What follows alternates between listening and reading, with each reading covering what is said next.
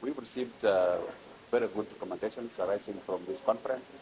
As we're coming to a close, the recommendations touches on cross-cutting issues, for example, that we have within the agriculture system, where we are supposed to address these cross-cutting issues on climate change, youth involvement in agriculture, and policies. The other issue that is really critical is on productivity. That was the main thing, is how then do we increase our productivity? The research that our research institutions, the research findings from our research institutions will then be uptaken and be given to the youth so that they're able to commercialize and produce more based on the research findings of the new varieties of the seeds, the new genetics of our animals, so that they're able to increase our productivity. So that was another very critical issue. The other one, of course, was on inclusion, specifically looking at how do we bring the youth into the policy-making decision table, and also how are they going to implement these policies that we've passed. So, because I think we want the youth not to shy away from agriculture. We want the youth to be part of the agriculture.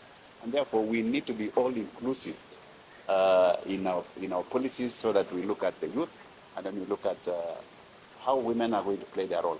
The other critical thing is on issues of resilience. We are all aware that we are living in an era of the climate change, and therefore we need to build resilience. We need to continue with the research so that we come up with the drought-tolerant seed varieties and animals that are able to withstand, the genetics of animals that are able to withstand climate change and drought. So all these recommendations have been picked, and we are happy that they are going to submit these recommendations. And we have said as a ministry, we are going to align these recommendations with the agricultural sector transformation and growth strategy that we are currently implementing, so that we are able to, in each of those production lines that we are taking, we are able to implement them along as we continue with our programs and projects. So that's basically what we've looked at in terms of this conference. And we're very happy that this is now being done, and we want to encourage our research scientists, the academia, and the policymakers to be meeting frequently, to dialogue, and the private sector to come into this space so that they're able to take up the advantage of the new policies, good environment, so that they can invest in the agricultural systems. This way, they will be able to enhance our productivity. They will be able to increase incomes of our people. So it's really critical that this national conference on food systems was organized, and it's really going to help. Challenges that we are facing in terms of high cost of production, for example, can only be addressed by coming up with a new innovation and new varieties of our seeds, so that they're able to have more, and with enough supply, then I'm sure the prices will come down, because that way you can address the issue of escalated cost of our food in the country. I think we all understand that agriculture is developed, and these functions have been developed, and what the government is doing is basically to support the counties through different programs and projects.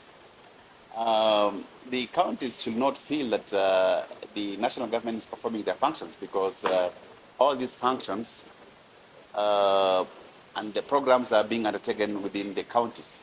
So if you take, some of these are given to the counties in form of conditional grants. It is not part of the revenue that is shared among the counties, because it is a loan that the government has taken to support a certain program within certain counties. So the counties, again, I think we've been directed to work very closely with the counties, especially at the time of developing of these projects and programs.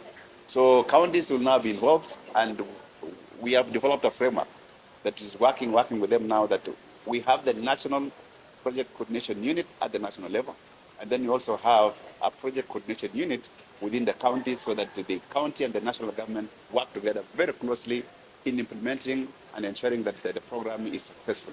So I do not think there is any challenge, but it is only the flow of funds that are takes a different shape. The other ones comes as conditional grants given to that particular county where the program is being implemented.